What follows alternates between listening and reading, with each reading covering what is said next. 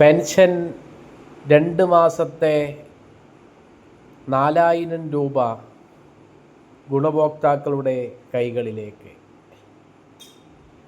Election മുന്നിൽ കണ്ടുകൊണ്ട് തെരഞ്ഞെടുപ്പ് വിജ്ഞാപനം വരുന്നതിന് മുമ്പ് തന്നെ സർക്കാർ പ്രഖ്യാപിച്ച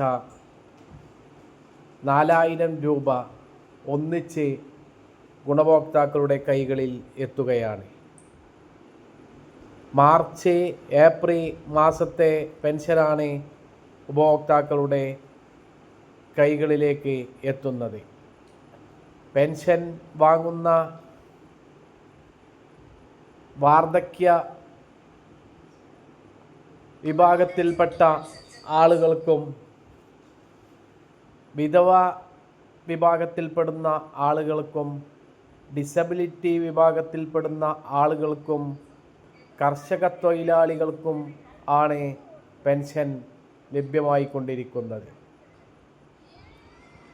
ഈ പെൻഷൻ വിതരണത്തിന് ശേഷം ഇനി ഏപ്രിൽ മാസം മുതൽ പുതിയ സർക്കാരുകൾ അധികാരത്തിൽ വന്നാൽ ഏത് വിധേന പെൻഷൻ കിട്ടുമെന്ന ആശങ്കയും സാധാരണക്കാരായ ജനങ്ങൾക്കിടയിൽ ഉണ്ട്.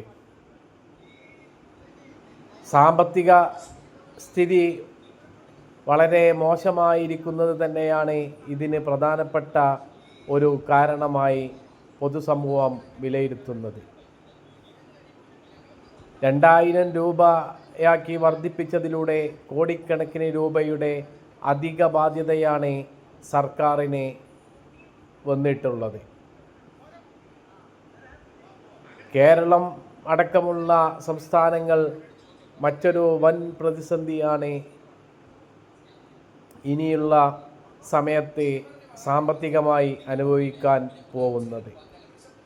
പെട്രോളിനും ഡീസലിനും കേന്ദ്ര സർക്കാർ 10 രൂപ എക്സൈസ് നികുതി വെട്ടിക്കുറച്ചത് കാര്യമായി ബാധിക്കുക കേരളം അടക്കമുള്ള സംസ്ഥാനങ്ങളെയാണ്. ഇത് സംസ്ഥാന സർക്കാരുകൾക്ക് കിട്ടേണ്ട വിഹിതമാണ്. ഇനിയുള്ള പെൻഷൻ വിതരണത്തെപ്പറ്റിയും എന്ന് ലഭ്യമാകും, മെയ് മാസത്തെ പെൻഷൻ എന്നതിനെപ്പറ്റിയും എല്ലാം ആധികാരികമായി മനസ്സിലാക്കുന്നതിന് ഈ ചാനൽ സബ്സ്ക്രൈബ് ചെയ്ത് ബെൽ ബട്ടൺ അമർത്തുക. പെൻഷനും മറ്റു സർക്കാർ സേവനങ്ങളെപ്പറ്റിയും നിങ്ങൾക്ക് യഥാസമയം വിവരങ്ങൾ നൽകുന്നതാണ്.